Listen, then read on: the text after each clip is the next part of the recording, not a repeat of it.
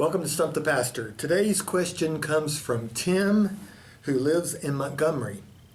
He asks, why did the inspired writers of the Bible not outright ban slavery?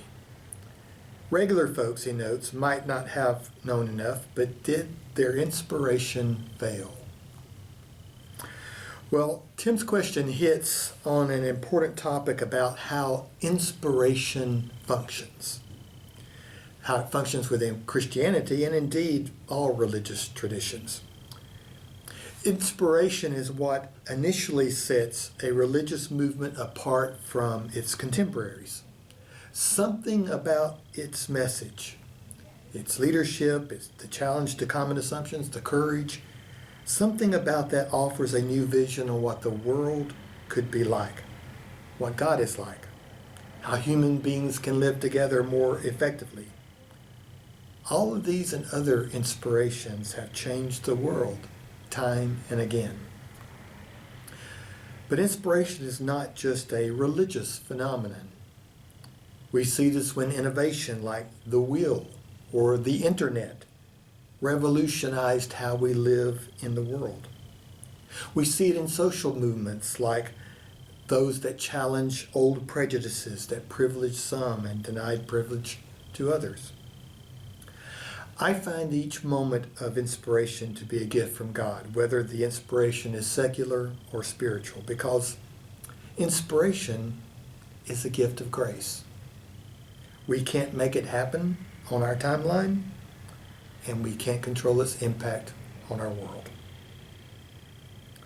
The other thing about inspiration is that it is always available, and we have to be in a space that we are receptive to it. So slavery is Tim's example, and it's a good one to highlight how inspiration is often modified either by human resistance or human reluctance. Now, like most cultural changes that happen in human civilization, lots of small changes often happen before a big moment of inspiration is able to be received. Slavery, for example, has been part of human existence since its earliest days. The choice by one person or one group of persons to dominate others is an inclination that has marred human existence from our beginning. So by the time we get to the writings of the Newer Testament, we see that slavery remains a practice that is widespread. However, there are cracks already showing that inspiration for a more just world is beginning to show in human assumptions. The gospel call to love God and love people as oneself continues to seep into the consciousness of the early church. No, there was no backbone yet to say slavery was wrong. But the call to love another as oneself was slowly showing some softening. You remember Paul's relationship with Onesimus in the letter to Philemon shows a growing awareness that being Christian means being different in the usual assumptions about realities like slavery. But slavery was not alone in the church's resistance to fully live the gospel call of justice and equality. I mean, there's a list: the foreigner, women, LGBTQ folk, the leper. They were all challenges to the status quo of the emergent Christian movement. And in some sense, they still are.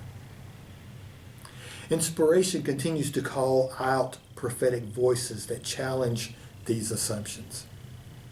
And even though we still have miles to go, let's celebrate the progress when it does happen. The fact that I am the pastor of a mainline congregation in Birmingham, Alabama, as a married HIV positive gay man is testimony that God's grace has continued to push the edges back for the church and for American society in general. What could only be dreamed about in biblical times, or even just a few decades ago, is now a new reality. So yes, Tim, the biblical writers were as human as the rest of us. They were brave sometimes, and they looked the other way sometimes. I can only tell you that I am so grateful that God's grace has continued to buoy me to be open to inspiration and to try to inspire others, even when I'm not ready to embrace the fullness of what that inspiration will call me to do and be. You see, that is why I and we need the community that is the church, to have our back when grace leads us into dangerous places, as well as continue to love us when we're not ready to step over the line just yet.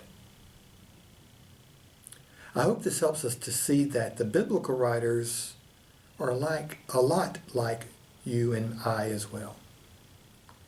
We can celebrate their prophetic stands and know that they also struggled with feet of clay at times. I find as much inspiration from seeing that others didn't always get it right, as well as seeing how their moments of inspiration has changed our world. See you next time on Stump the Pastor. Well, there you go, Tim. What do you think? What about the rest of you? Do you have questions about the Bible, about slavery, about our assumptions about Christianity? Send them to me at Stump the Pastor. The email address is on your screen. See you next time.